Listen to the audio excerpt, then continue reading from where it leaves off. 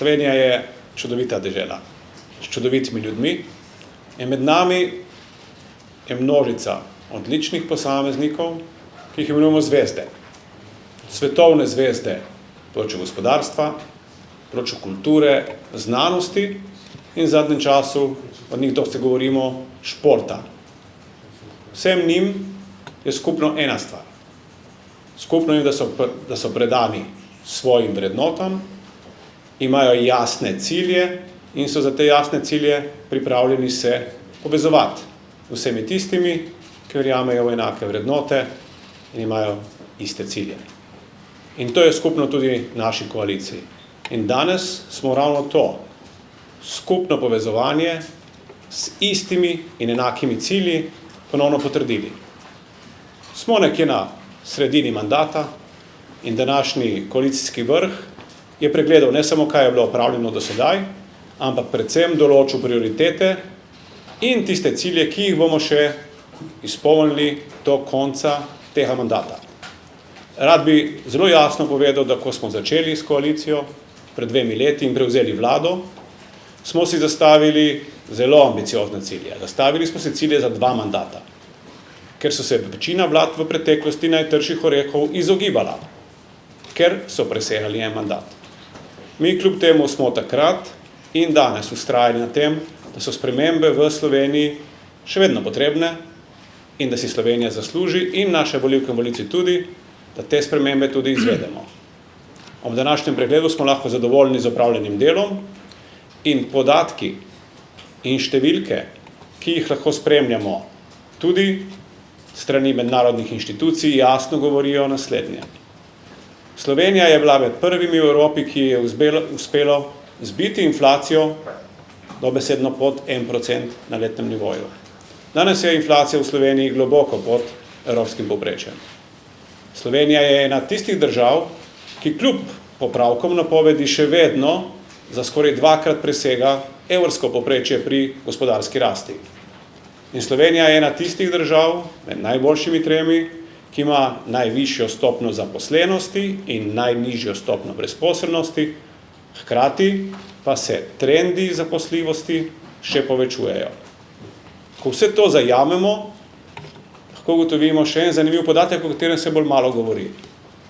Da so plače vseh zaposlenih, tako v javnem kot zasebnem sektorju, v celotnem obdobju te vlade rastle hitreje od inflacije. Imeli smo in jo še vedno imamo realno rast prihodkov. Vseh prihodkov. Ne samo minimalnih plač, kjer je bila najvišja, ampak vseh. Tudi to je tisto, kar nas postavlja nad Evropo. Ker nismo in tudi ne bomo poskušali okrevanja po gospodarski krizi, po energetski krizi graditi na plečih zaposlenih. In tudi zaradi tega je Slovenija med najbolj, če hočete, najmanj izpostavljena tveganju revščine v Evropi, še posebej na področju otrok, in med tistimi, kjer je enakost, tako med zaposlenimi, kot tudi po premoženju, med najvišjimi v Evropi. To imenujemo v koaliciji blaginja. Uravnotežen razvoj, ki ne na račun delavcev, ne na račun ljudi, ampak skupaj vodi Slovenijo v boljšo prihodnost. Vizija in cilji, ki smo si danes zastavili, jih lahko povzamemo zelo enostavno na 2 področjih. Ključno področje, ki ga ne bomo nikoli pozabili in kjer je borba vsak dan kontinuirana, je borba za demokracijo in pravno državo. To, kar spremljamo danes v parlamentu, je ravno to. Opozicija, če hočete ekstremna desnica, poskuša enako kot po svetu z demontažo tako pravne države, kot tudi krnitvijo demokracije. V koaliciji smo popolnoma enotni, da tega ne bomo dopustili in da to, zakaj smo tukaj in zaupanje, ki so nam ga volivci dali ravno zaradi preteklih politik takratne vlade, da bomo to zaupanje še naprej ohranjali. Na drugi strani imamo željo in potrebe Slovenije, Slovenk in Slovencev po spremembah. Področja, na katerih bomo te spremembe do konca mandata skupaj in vztrajno uresničevali, smo danes postavili. Področja so zelo raznolika, pa vendar je na prvem mestu zdravstvo. Spremembe v zdravstvu se izvajajo kontinuirano. In ravno včeraj je bil predstavljen ključni korak na področju zdravstva, korak, s katerim bomo zagotovili, da bodo uspešno ločile zasebne iniciative od javne zdravstvene mreže. Na ta način smo prepričani, da bomo uspeli tudi dostopnost in kakovost zdravstvenih storitev v javni mreži bistveno izboljšati. In rezultati teh ukrepov, ki se danes sprejemajo, bodo v prihodnjem letu že zelo, zelo vidni in otipljivi tudi za ljudi. Poleg zdravstva, stanovanja. Skrb za to, da si mladi lahko ustvarijo svoj dom čim prej. Na ta način verjamem, da bomo ne samo uspešno zadržali tiste, ki bi razmišljali o odhodu v tujino, še več. Verjamem, da bomo na ta način uspeli tudi demografske podatke, kjer žal šepamo, izboljšati. Ker verjamem, da je ravno ustvarjanje doma tisti predpogoj, zaradi katerega si mladi hitreje lahko potem omislijo družino. Ne bomo zanemarjali podnebnih politik, ne na področju iskanja pravičnega prehoda iz fosilne dobe v brezogljično, kot tudi ne na področju odpornosti naše države na vse kataklizme, ki so že bile, ki so prisotne žal, in na tiste, ki bodo še prišle. Tako od požarov, kot tudi do poplav.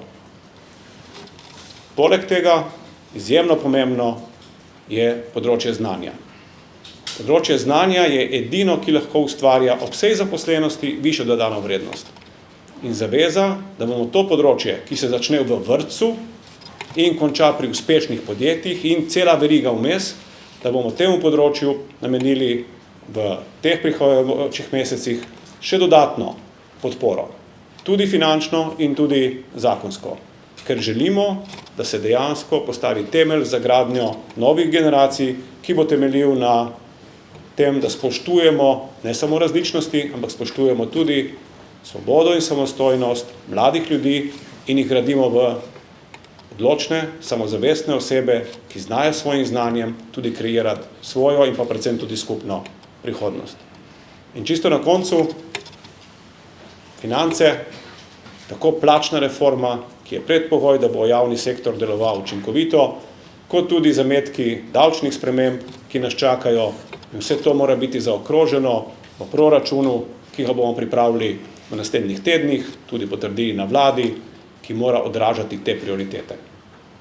To je bil namen današnjega koalicijskega vrha, da se poenotimo, da jasno vemo, kaj so prioritete, da potem tudi vsi ostali ukrepi, vključno s proračunom, temu sledijo. Jaz verjamem, da smo že danes dokazali in da bomo tudi v naslednjih mesecih to potrdili, da verjamemo ne le v iste vrednote, ampak da se znamo tudi poenotiti okoli skupnih ciljev. In da je zaupanje med nami, ne glede na to, na praske, ki jih moče kdo v javnosti poskuša izpostaviti, bistveno trdnejše od tega, kar se zdi, in da na podlagi tega zaupanja bomo te cilje lahko tudi skupaj uresničili.